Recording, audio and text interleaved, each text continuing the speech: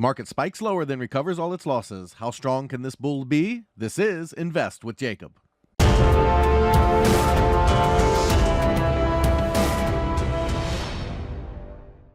Okay, guys, so the market spiked lower on Friday on payroll data through some of our key support, indicating we may be seeing the pullback we were looking for. However, the bulls held 4,000 and were strong the rest of the day, taking back all of their losses and closing the market basically flat. Although we still have the setup to the downside, the bulls have presented an opportunity to take this market higher. I'll get into that in just 1 second, but first, if you're new here, welcome to the show, guys. My name is Jacob Gabbard, and this is Invest with Jacob, where we use Elliott Wave Theory to break down the S&P 500 and the NASDAQ. I highly encourage you to hit that subscribe button down below so that you can get our daily S&P updates, our trade setups, and our buy alerts. All right, guys, with the spike down, it did look like we were going to start the pullback, but with the bulls fighting back and taking it back to basically a flat close, there are some other options on the table. So let's jump into the chart and take a look.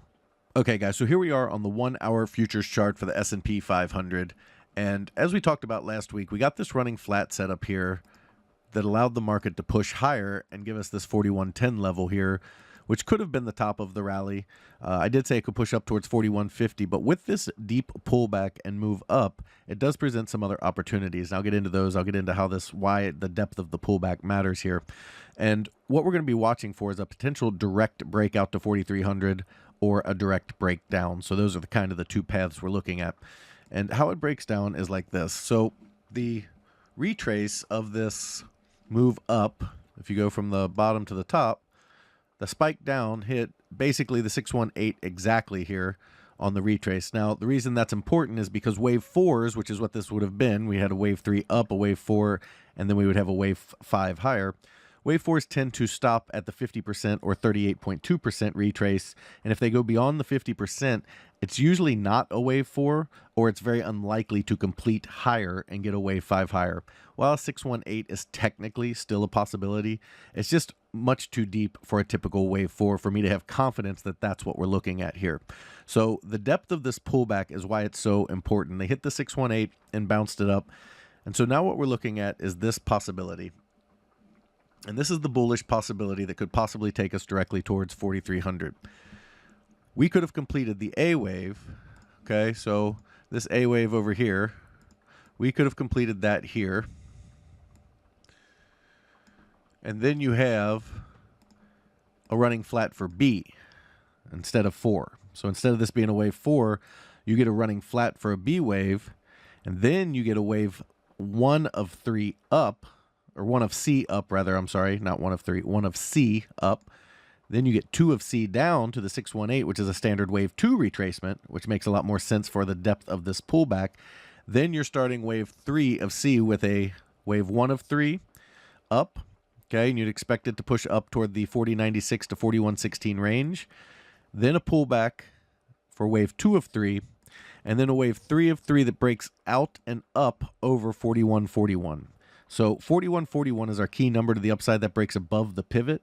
And if you haven't been studying Elliott Wave or watched the channel for a while, the pivot is the 618 to 764 extension of waves 1 and 2. So remember that wave 1 was up to here and wave 2 down.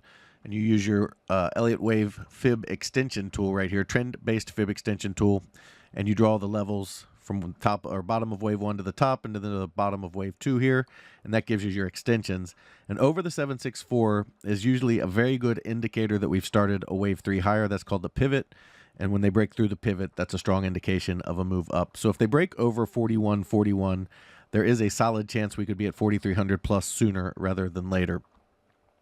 Now, I do think that they're going to have problems with that count. I don't love that count for a various amount of reasons. The biggest one being, if you go to the daily chart, okay, and you look at the MACD is well above its resistance zone. So this yellow box is resistance for the MACD, and when it's above that resistance, okay, we usually see very strong downturns in the MACD. So every time it gets down there, we see a pretty strong downturn for a pullback. And that's what we would expect to see here as well. You can see either a really big one where they go down to a new low, or smaller ones where they have like a B wave like we're expecting, where they have a B wave pullback and then push it higher again in that wave C, and then you see the big one down like this. So the daily MACD is really stretched out. It almost crossed over the other day, and now it's turning over again. If it turns and crosses, every time it's crossed, it has had a pretty substantial pullback. So the MACD is overextended on the daily chart, and that is the biggest reason that I think that directly higher is a little bit tougher. But they do have the setup for it, and when they have the setup for it, we have to take it seriously and pay attention. So again, if that's going to be the pattern higher, it's going to be, this is A, B, C for B. Okay, so that B wave we were looking for to come in much lower ends up becoming a flat. And then you have wave 1 of 3, wave 2 of 3, and you're looking for 3 of 3 to break out over that 4141 zone, headed to 4,300 plus. To the downside, it's the same as we were talking about last week. That move down could also be, it's hard to see on here, but this mini wave A. This move up would be a wave B.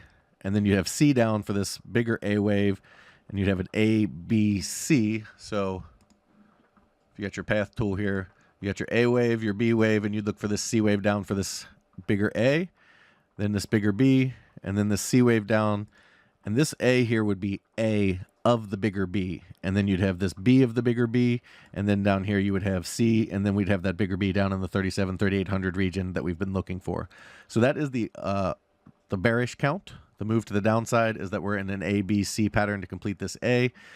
And essentially, guys, what we're looking for is, it's essentially a race between the bulls and bears to say if they take out the high, then we're probably looking for this 4141 to break and move higher. If they take out this wave A low here at about 4,007, all right, that sets up for the downside count, invalidates the immediate 1212, and sets us up to look lower at that point. So hitting the 618, that's a big deal because it's deeper than a wave 4 should be. So I have to adjust how I look at this pullback and turn it into either an A wave or a potential wave 1 of 3. It technically didn't invalidate as a wave 4, but as I said, if it's bigger than 50%, it's hardly ever a wave 4 in that case. So those are the two counts we're tracking on the S&P. Over on the NASDAQ, again, pretty similar setups here. Okay, the wave 5 possibility is diminished quite a bit in my opinion. I still have it on here as a possibility because, again, we did not invalidate, but the two counts that we're really looking at are the potential for this A, B, C here to be a wave B instead of a wave 4. And then you have wave 1 of 3 and wave 2 of 3 down, okay? And you'd look for wave 3 up. Now I'll show you how to draw that pivot on the NASDAQ here that we already had drawn on the S&P. So you go to the bottom of wave 1, to the top of wave 1, and then you come back down to the bottom of wave 2 here, okay? And our pivot is, the top of our pivot is 12,244. So we'd look for the NASDAQ to break out over 12,244 to indicate that we're headed directly toward that 13,000 plus area on the NASDAQ, or break down below this low around this 11,725 area that would indicate that we're headed down in the NASDAQ toward the 11,100 area. Obviously, the alternate count is the red count on here that we have talked about, where we topped here and you have A, B, and we're trying to get C down toward the 11,650 area. From there, you look for a B wave bounce and then C down towards that 11,100 to 11,000 area. Guys, if you love the information that I put out in these videos and you want real-time market updates from me, you need to check out investwithjacob.com. There's a link down in the description. Go ahead and click that link and it will take you right over to the website. Once you're there, check out our membership plans area. We have 2 incredible plans and they both come with a 7-day free trial. That's because I want you to get in there, become part of our trading team, and make sure you love it before you ever spend a penny. You can cancel at any time. In our first room, my Invest with Jacob room, you get all of my real-time market updates, all of my buy and sell alerts, all of your Elliott Wave questions answered, and a midday video where I get on live and answer all your questions and go through the counts live during the middle of the trading day so that you know exactly which count is playing out and where we stand in that count. We trade the SPY and the QQQ, and we swing trade, which means our trades can last anywhere from a few days to a few months, so we don't trade quite as often as a day trading room does. However, if you are into day trading as well as individual stocks, you need to check out PT's Throne Room. In there, you get everything you get in the Invest with Jacob room, as well as individual stocks, day trading, and PT's reduced risk binary method that just crushes the market. He gets you in at a small price and gets you big multiples on your money, and it's how he structures the trade that's so unique. It's something you have to see to understand, and that's another reason we give you that 7-day free trial. He also started a challenge account where he put $4,000 into an account trading mini ES futures, averaging 3 to 4% gains per week, showing you how to build a small account into a large retirement or savings account. Guys, we would love to have you in these rooms so we can make some money together. All right, key takeaways for today. We're looking at the bullish and bearish counts that I laid out. The big indicator is going to be the high from last week. So if they break out over that 4110 high or break down below that 4107 or 4007 low, those will be big indicators on which path we're on.